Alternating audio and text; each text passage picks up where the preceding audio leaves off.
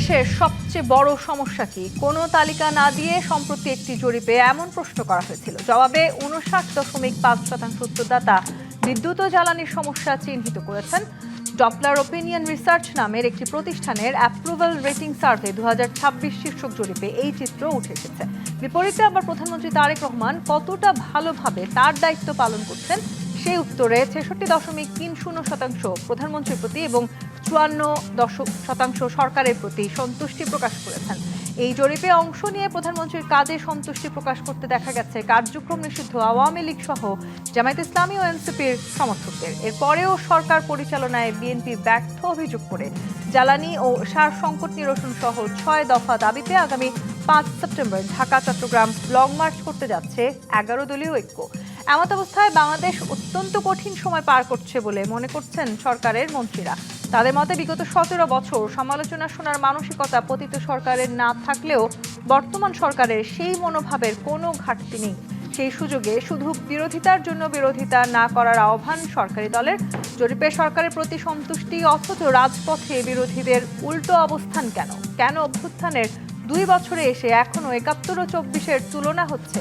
এসব নিয়ে আলোচনায় আজ রাজখান স্টুডিওতে আছেন বিএনপির শিক্ষা বিষয়ক সহ সম্পাদক হেলেন জেরিন খান এমপি, আছেন জামায়াত ইসলামের কেন্দ্রীয় কর্মপরিষদ সদস্য দেলোয়ার হোসেন এবং জাতীয় পার্টির প্রেসিডিয়াম সদস্য প্রকৌশলী ইকবাল হোসেন তাপস। স্বাগত জানাচ্ছি আজকের রাজকাহনে। প্রকৌশলী ইকবাল হোসেন তাপস, আপনাকে দিয়ে শুরু করি। যেই জরিপটার কথা দিয়ে আসলে আমি শুরু করলাম, সেই জরিপে দেশের সবচেয়ে বড় সমস্যা কি সেটি আসলে জানতে চাওয়া হয়েছিল। সেই সমস্যা জায়গাটিতে নিঃসন্দেহে এই মুহূর্তে কিছু সমস্যা আসলে আমাদেরকে মোকাবেলা করতে হচ্ছে এবং যেই সরকারটি আসলে নির্বাচনের মধ্য দিয়ে নির্বাচিত হয়ে এসছে তারাও সেটা স্বীকার করছে যে নানান রকম সমস্যার মুখোমুখি অবস্থানেই তাদেরকে দাঁড়িয়ে আসলে এই রাষ্ট্র পরিচালনার দায়িত্বটি নিতে হয়েছে। কিন্তু যেই সময়টাতে আমরা দেখতে পাচ্ছি যে ৬৬.৩০% প্রধানমন্ত্রীর প্রতি এবং ৫৪% মানুষই সরকারের প্রতি সন্তুষ্টি প্রকাশ করেছে, ঠিক একই সময় দাঁড়িয়ে বিরোধী রাজনৈতিক দল যখন বিভিন্ন ইস্যু নিয়ে লং মার্চ করার হুঁশিয়ারি দেয়, কিংবা আমরা এমনটাও দেখেছি বিগত সময়টাতে আসলে বিরোধী রাজনৈতিক দলের যিনি প্রধান জামায়াতের আমির, তিনি সবকিছু তছনছ করে দেওয়ারও হুঁশিয়ারি দিয়েছেন।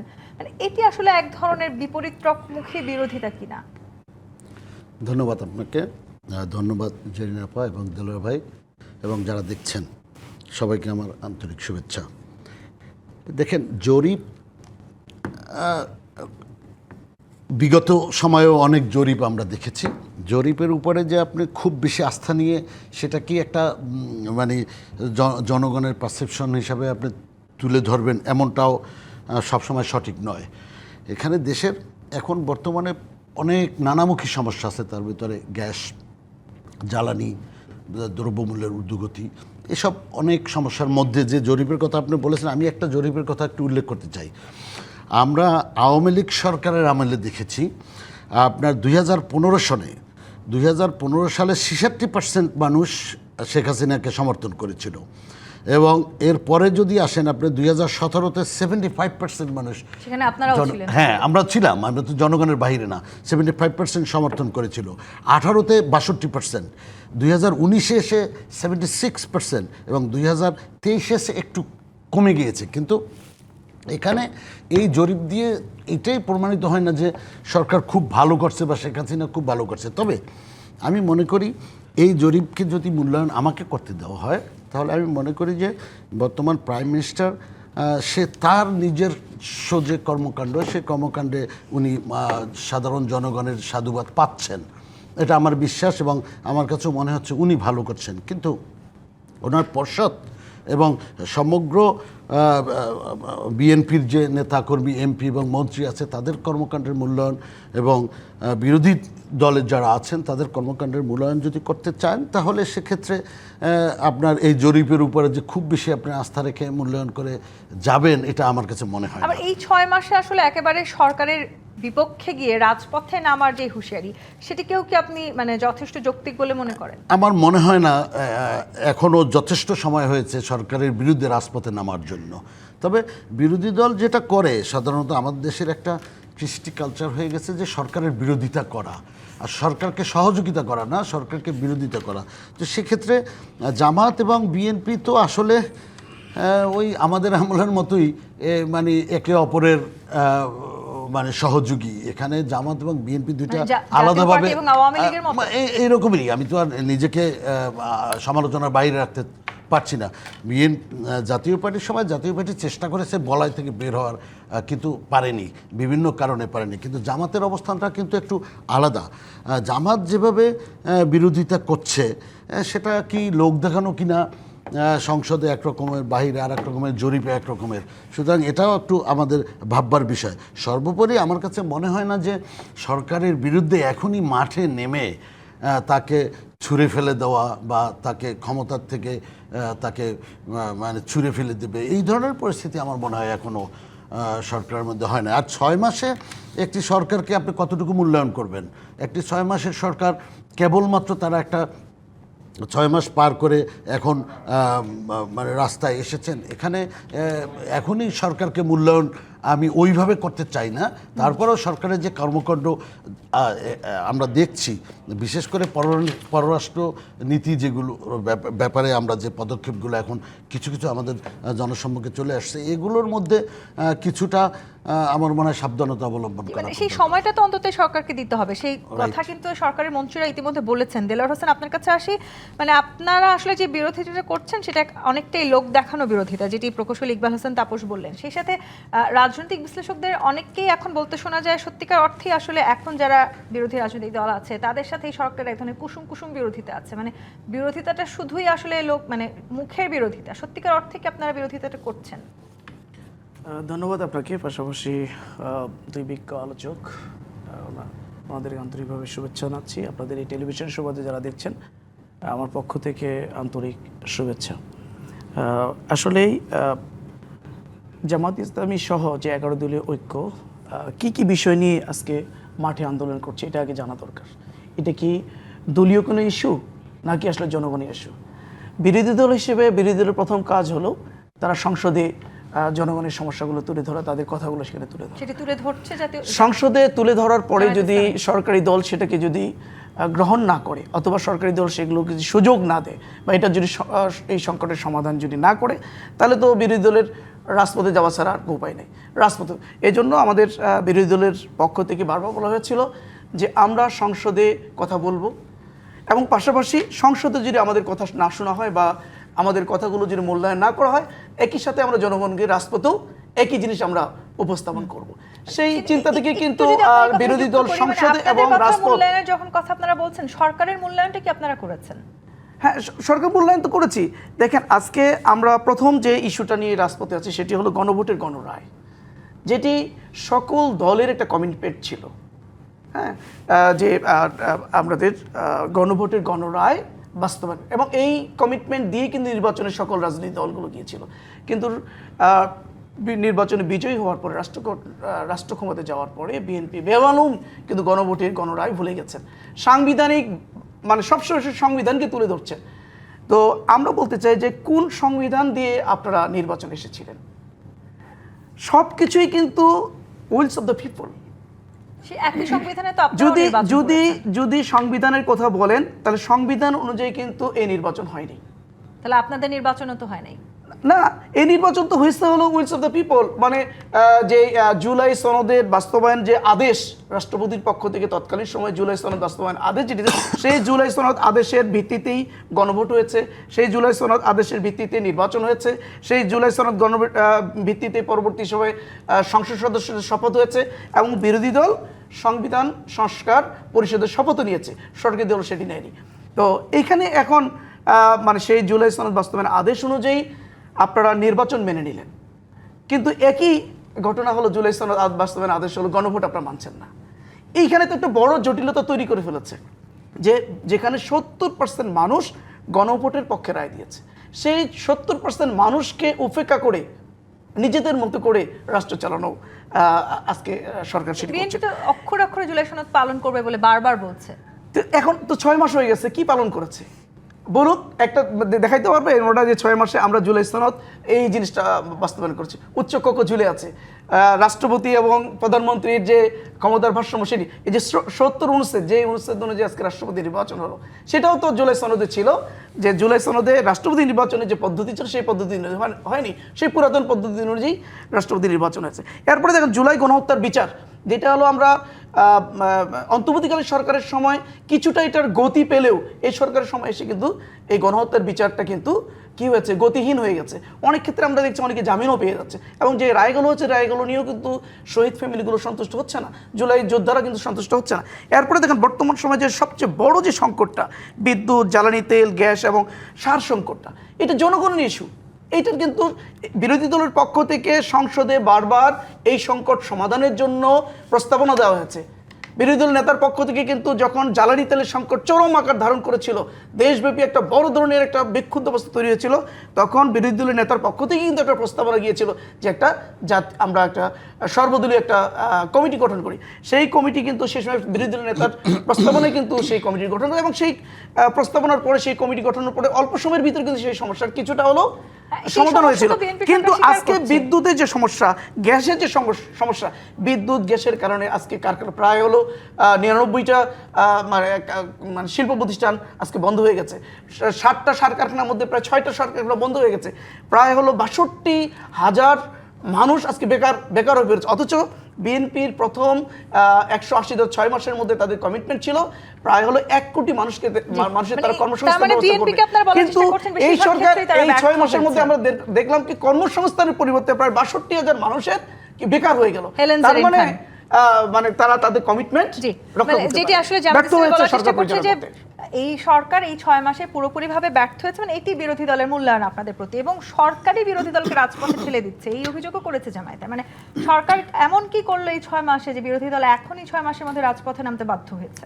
ধন্যবাদ আপনাকে, ধন্যবাদ দর্শক শ্রোতাদেরকে এবং সহ আলোচক হিসেবে যারা এসেছেন তাদের প্রত্যেকে। শুরু করেছিলেন কিন্তু আপনি একটি জরিপ দিয়ে, সেই জরিপ যদি আমরা এখানে নিয়ে আসি তাহলে দেখবেন যে এই জরিপে 54% মানুষ 54.50 মানে 50% মানে 54.50 সন্তুষ্টি প্রকাশ করছে। আর মাননীয় প্রধানমন্ত্রীর প্রতি সন্তুষ্ট প্রকাশ করছে 66.30। তো মানে 66.30 হলো মাননীয় প্রধানমন্ত্রীর পক্ষে সমর্থন দিয়েছে। আর দেখেন জামাত ইসলামের পক্ষ থেকেও আমরা দেখতে পেয়েছি সেখানে যে জরিপটি নেওয়া হয়েছে সেখানেও কিন্তু দেখা গিয়েছে 65% মানুষ মাননীয় প্রধানমন্ত্রীর অ্যাক্টিভিটিসের উপরে সন্তুষ্টি প্রকাশ করেছে। এবং এনসিপির থেকে মতামত নেওয়া হয়েছে এনসিপির সমর্থকদের, সেখানেও দেখা গিয়েছে যে 65% মানুষ মাননীয় প্রধানমন্ত্রীর অ্যাক্টিভিটিসে তারা সন্তুষ্টি প্রকাশ করেছে। তো এরকম একটা জরিপ কিন্তু ইতিমধ্যে এসছে, এবং আমরা দেখেছি যে এই 6 মাসে যেটা বিরোধী দলের পক্ষ থেকে বলা হয়, সত্যিকার অর্থে কি আমরা যদি যাই ওই জায়গায় যে আমাদের এই 36 জুলাই অথবা দীর্ঘ 17 বছর কোন বিষয়গুলো নিয়ে আমরা মূলত বেশি সোচ্চার ছিলাম, যে এইগুলো আমরা জাতির সামনে বারবার করে নিয়ে আসতেছিলাম, সেটার মধ্যে যেটা আমরা চেয়েছিলাম একটা অবাধ, সুষ্ঠু, নিরপেক্ষ নির্বাচনের মধ্যে দিয়ে একটা গণতান্ত্রিক সরকার আসবে, এবং এই সরকারটির অ্যাক্টিভিটিসে জবাবদিহিতা থাকবে, এবং বিরোধী দল যেন স্বাধীনভাবে তাদের কর্মসূচি পরিচালনা করতে পারে, সরকারের ভুল ত্রুটি তারা ধরে দিতে পারে। এটা হলো আমাদের আসলে এই দীর্ঘ বছরের আন্দোলন সংগ্রামের ভূমিকা ছিল। আমরা দেখেন সরকার কিন্তু দুঃখজনক হচ্ছে যে আপনারা সরকারকে দেখবেন প্রতিটা জিনিসের জন্য কিন্তু তারা জবাবদিহিতার আয়তায় আসছে, তারা জবাবদিহিতামূলক মানে তাদের অ্যাক্টিভিটিস এবং তারা জবাবদিহি করবার জন্য প্রস্তুত রয়েছে। কিন্তু দুঃখজনক বিরোধী দল কিন্তু আপনারা দেখেন সেই অতীত দিনের মতোই আমরা দেখতে পাই, কথায় কথায় তারা আন্দোলন করবে। আরে 6 মাসের একটি সরকার, 2/3 মেজরিটির বেশি আসন নিয়ে যারা সরকার এসছে, তারা এই 6 মাসের মধ্যে এমন কি করলো? এই 6 মাসের মধ্যে কি একটি গুম হয়েছে? এই 6 মাসের মধ্যে বিরোধী দলের এমন কোনো নেতা বলতে পারবে তারা ঘরে ঘুমাতে পারে নাই? এই 6 মাসের মধ্যে এমন কি হয়েছে যে বিরোধী দল কর্মসূচি করেছে, সেখানে গিয়ে সেই কর্মসূচি পণ্ডুল করে দেওয়া হয়েছে, যেটা আমরা দেখেছি 2014, 2018 এবং 2024-এ।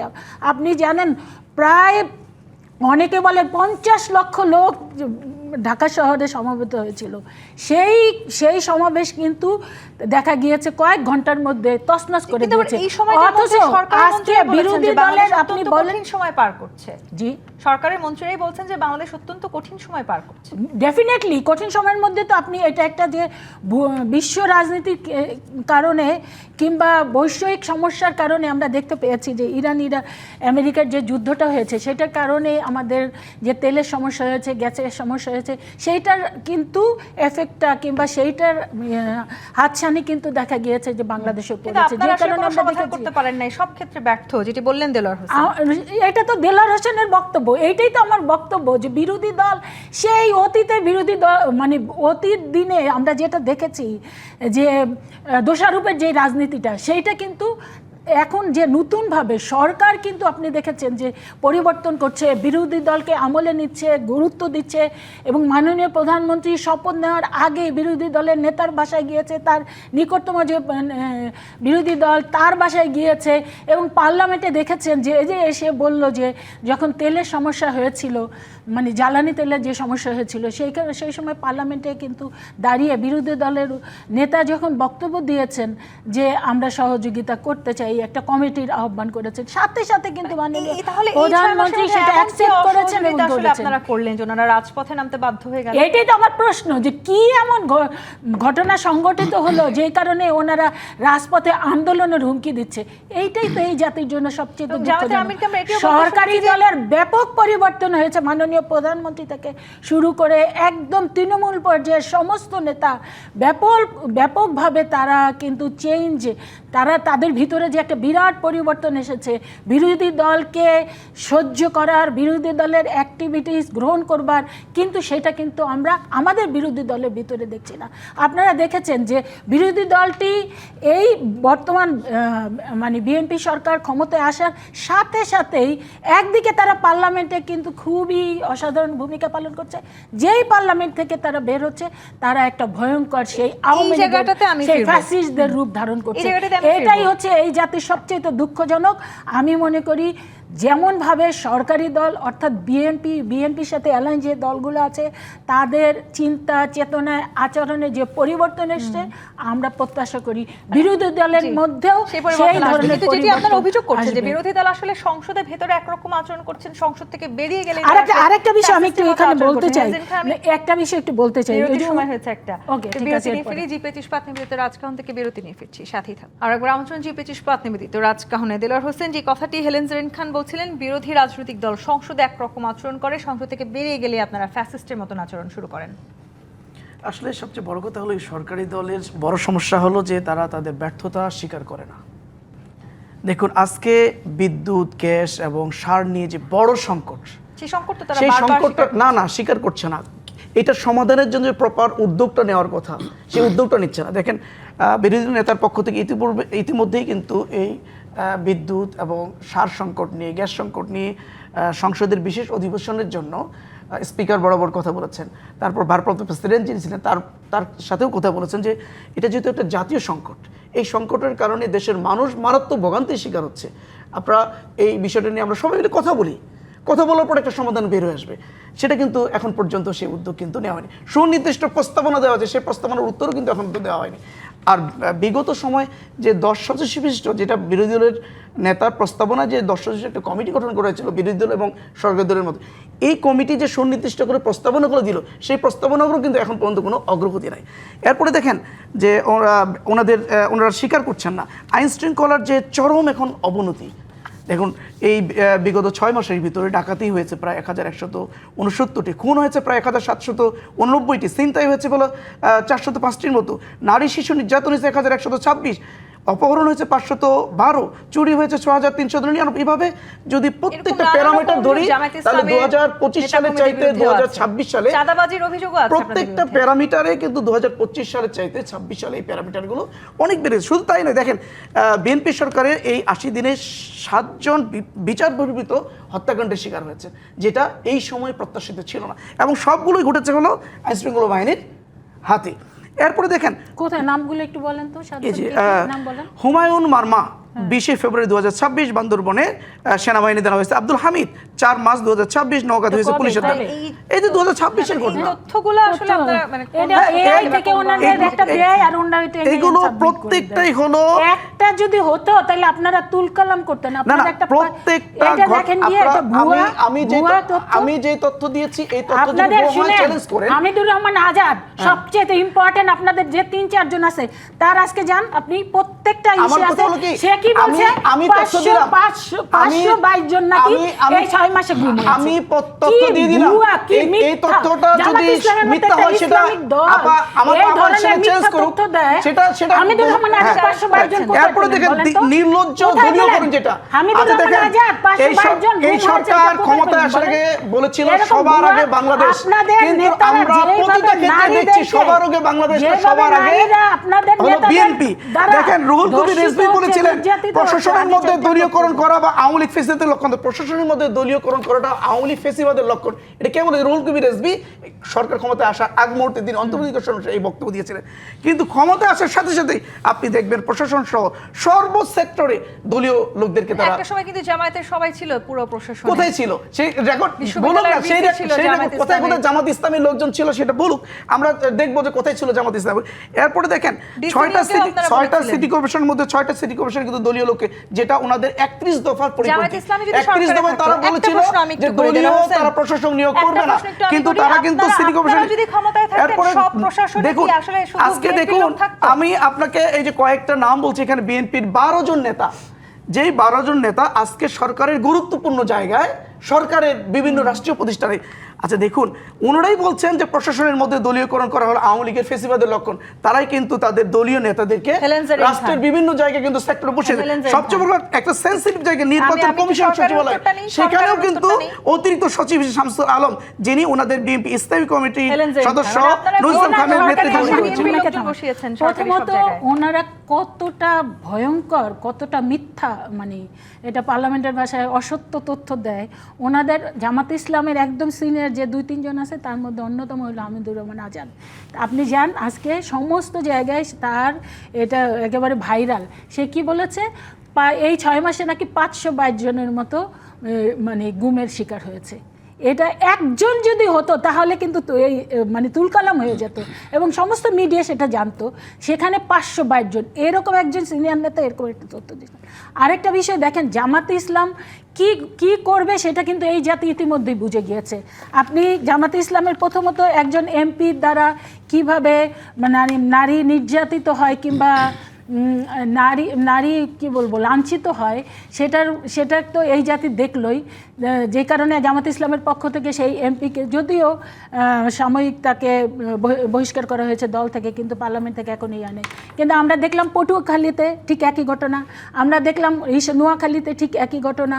আমরা কিন্তু জামাত ইসলামের ইতিমধ্যেই দেখতে পাচ্ছি একটা মহামারী আকার ধারণ করেছে জামাত ইসলামের নেতাদের দ্বারা নারীরা যেভাবে নির্যাতিত হচ্ছে, ধর্ষিত হচ্ছে।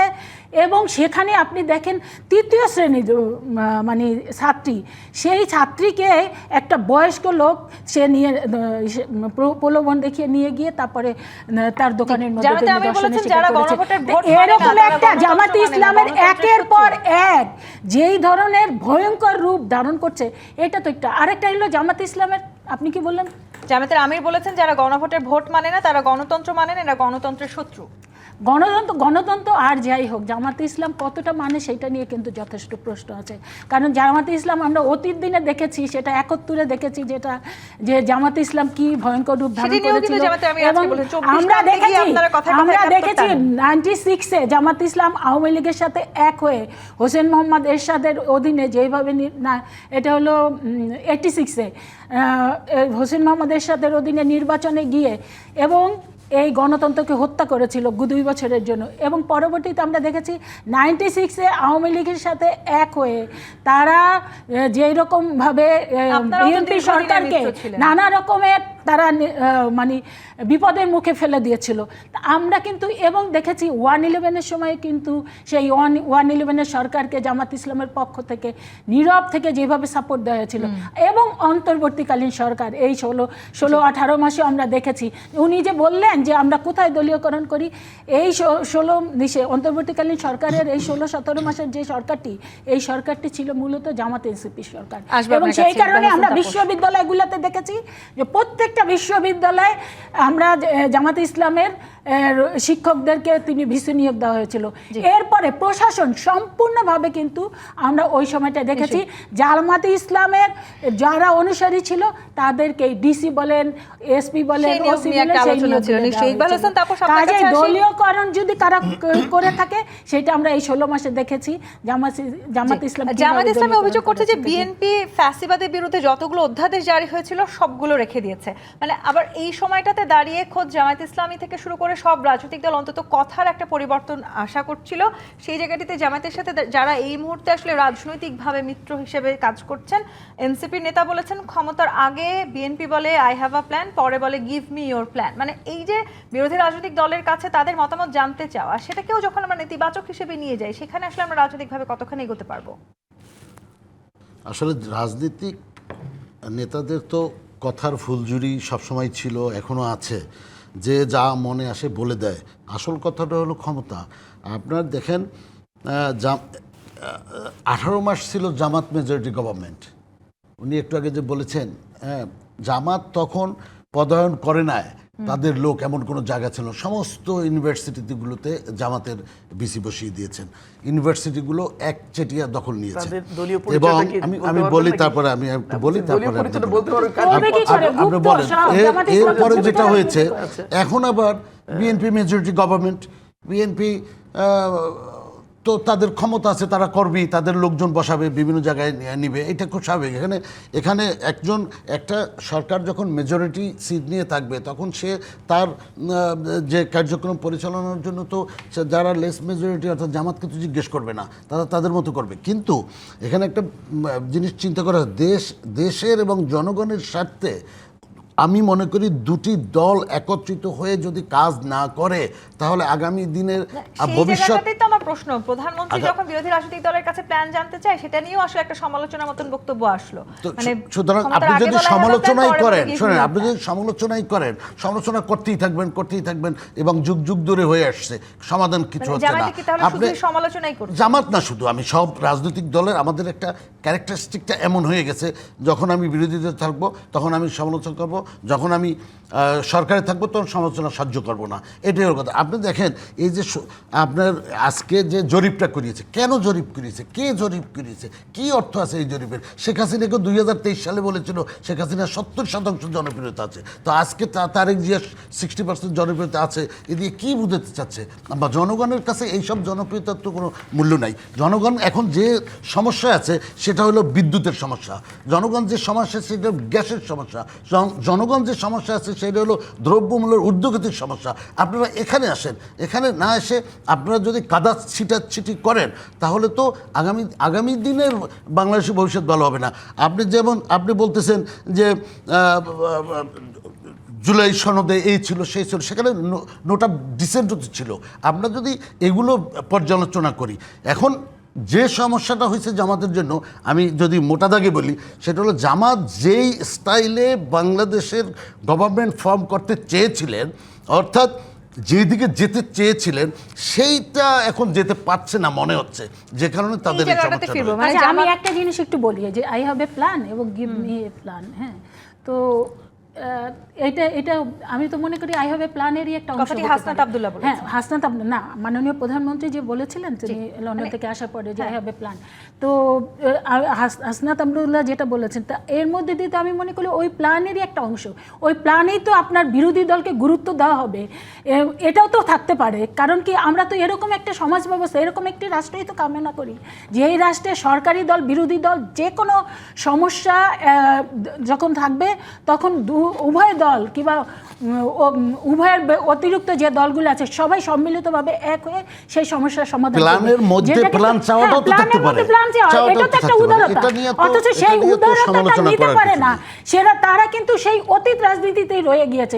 এটাই হচ্ছে দুঃখের। কিন্তু একই সময় বিরোধী রাজনৈতিক দলের নেতারা এটিও বলেছেন যে প্রথম 18 মাসে 1 কোটি কর্মসংস্থানের কথা বলে হাটে মাঠে রাস্তায় ঘাটে টেম্পো স্ট্যান্ড থেকে ট্রাকে সর্বোচ্চ চাঁদাবাজিতে লাখে লাখে বিএনপি কর্মীকে নিয়োজিত করেছে। মানে আপনাদের কাছে কি এটার আসলে আসলে প্রমাণ আছে যে লাখে লাখে বিএনপি কর্মী চাঁদাবাজিতে নিয়োজিত হয়েছেন। আমি ফিরবো, আরেকটা বিরতি নিতে চাই। জি25 পাত নিবেদিত রাজকাহন থেকে আরেকটি বিরতি নিয়ে ফিরছি, সাথেই থাকুন। জি25 পাত নিবেদিত রাজকাহন দেখছেন, প্রকৌশল ইকবাল হোসেন তাপস। মানে যা কিছুই হবে সরকারের বিপরীতে গিয়ে বিরোধিতা করাটাই কি এখন বিরোধী রাজনৈতিক দলের একমাত্র কর্মকাণ্ড বলে মনে হয় আপনার? আমার কাছে তো সেটাকেই প্রায়োরিটি দিচ্ছে বলে আমার কাছে মনে হচ্ছে। যেমন উনি বললেন যে রাষ্ট্রপতি এবং প্রধানমন্ত্রীর ভারসাম্য সিদ্ধান্তবিহীনভাবে একটা রাষ্ট্রপতি নির্বাচন কেন দিলেন। তো ভালো কথা, ওনারা কেন নির্বাচনে অংশগ্রহণ করলেন? ওনারা নির্বাচনে অংশগ্রহণ না করে ওনারা ধারা দিয়েছে। তাহলে যদি ওনারা দিয়েই থাকে তাহলে এটা মেনে নিয়েই ওনারা নির্বাচনে গিয়েছেন। তো সুতরাং বিরোধিতা করার তো কিছু নাই। এখন আপনারা ধরেন অনেক কথা বলেন, কিন্তু আপনারা যখনই প্রতিপক্ষ কথা আসে তখন বলবেন যে প্রমাণ দেন। যেমন আপনার গান বাজনায় বাধা দিবেন কেন আপনারা? আপনারা সাংস্কৃতিক অনুষ্ঠান বাধা দিবেন কেন আপনারা? আপনারা মুরাল ভাঙবেন,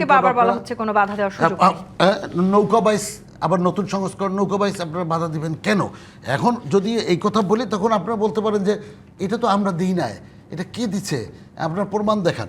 আসলে প্রমাণের বিষয় না, বিষয়টা হলো সত্যি যে আপনার ব্রাহ্মণবাড়িতে আপনার গান বাজনা করতে দেওয়া হয় না, কিশোরগঞ্জে গান বাজনা করতে দেওয়া হয় নাই, নৌকাবাইজ করতে দেওয়া হয় নাই।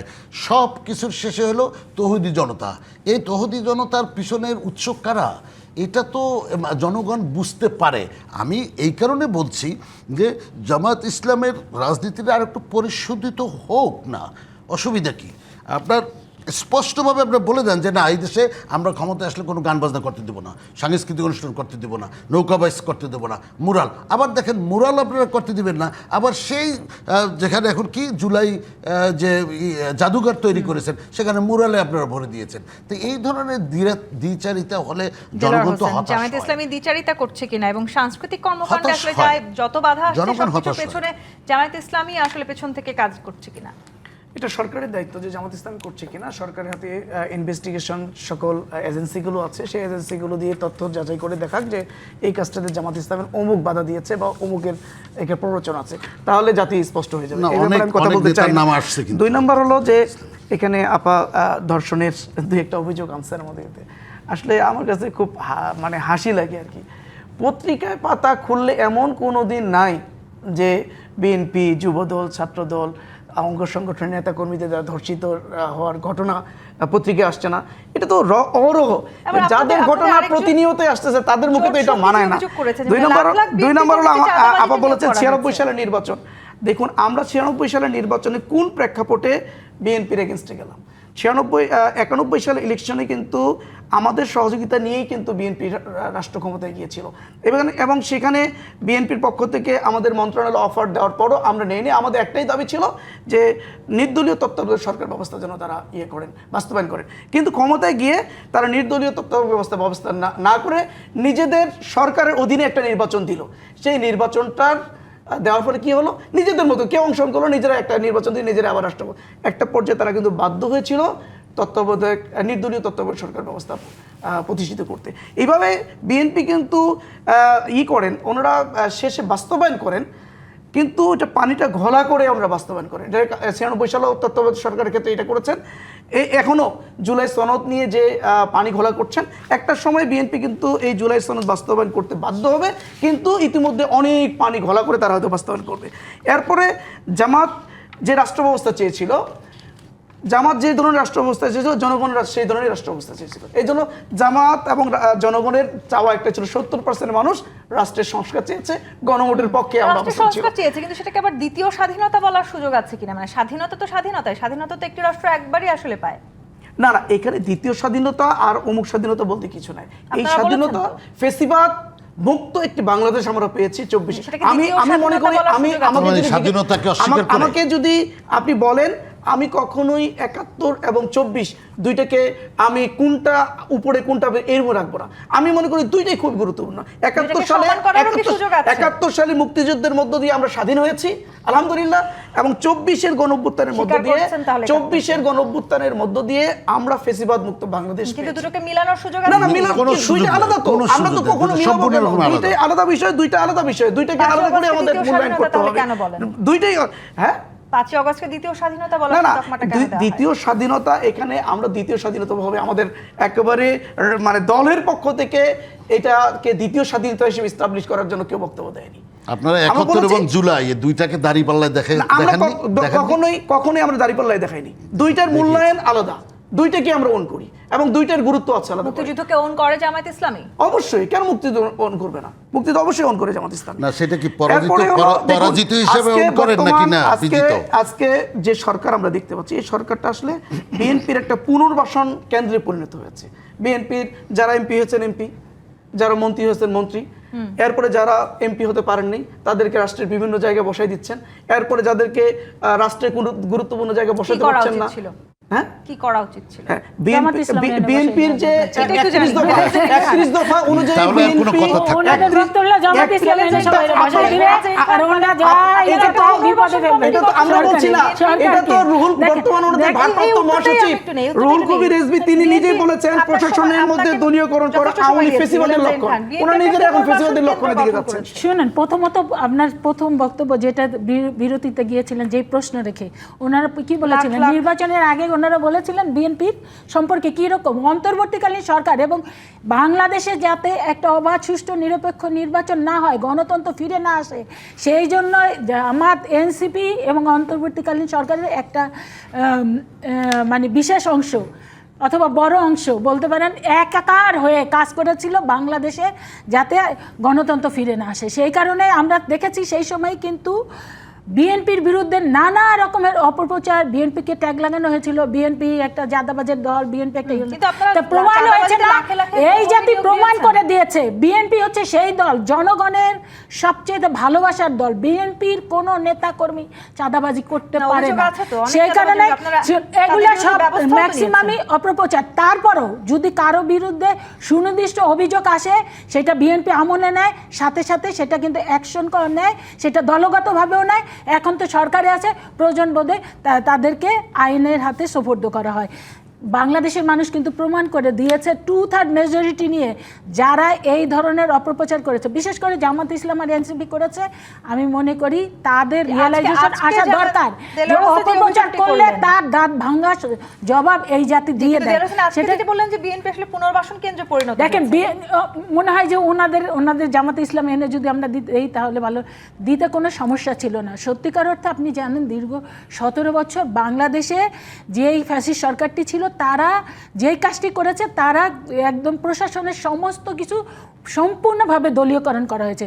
এখন আপনি এই মুহূর্তে এই সময় যদি আপনি শত চেষ্টাও করেন, আমরা কিন্তু পারবো না যে রাতারাতি সেটার আমূল চেঞ্জ আনতে।